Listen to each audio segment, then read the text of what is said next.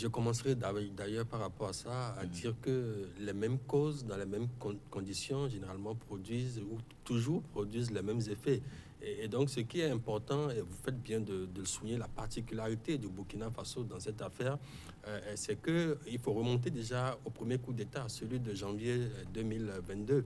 Et vous observerez qu'à peine 8 mois après, le capitaine Ibrahim Traoré a renversé Damiba et a pris le pouvoir. Et donc, la différence avec le Mali ou peut-être avec le Niger, c'est que vous avez un pays où il n'y a pas eu la même dynamique. Parce que vous vous souvenez la formule du président Macron qui avait parlé pour le Mali de coup d'État dans le coup d'État. La différence, c'est qu'au Burkina Faso, il y a eu 2 coups d'État distincts. C'est-à-dire, il y a eu le coup d'État du lieutenant-colonel Damiba et ensuite, il y a eu quelques mois après, environ 8 mois après, le coup d'État du capitaine Ibrahim Traoré. Donc, ça veut dire que ce qu'on peut observer déjà par rapport à cela, c'est qu'il n'y a pas une cohésion, il n'y a pas d'entente au sein de l'armée. Au sein de l'armée. Donc, c'est évident que quel que soit celui qui vient sur ce siège-là, est sur un siège éjectable. Et ça, c'est ce qu'on est en train d'observer. Parce que septembre 2023, vous l'avez mentionné tout à l'heure, ensuite janvier 2024, et maintenant, pratiquement juin 2024 encore, donc quelques mois d'intervalle, vous avez plusieurs tentatives de coups d'État qui se font voir.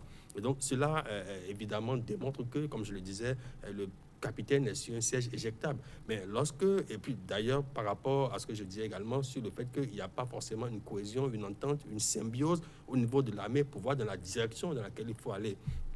Maintenant, lorsque vous interrogez peut-être la raison qui pourrait expliquer cela, même si ce n'est pas la plus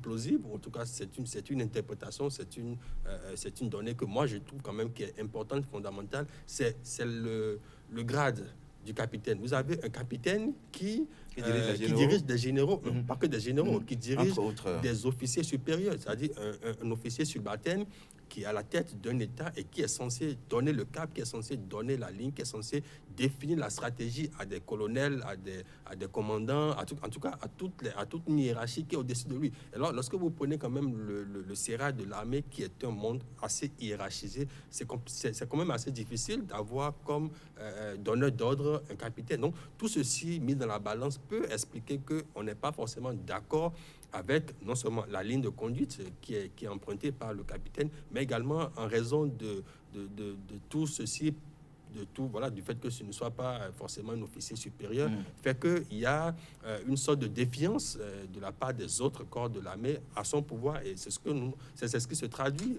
pratiquement dans cette tentative d'assassinat. Maintenant, je voudrais quand même finir quand même sur des éléments importants assez pertinents qui ont été évoqués lors de sa déclaration, en face donc de ces travaux-là du palais.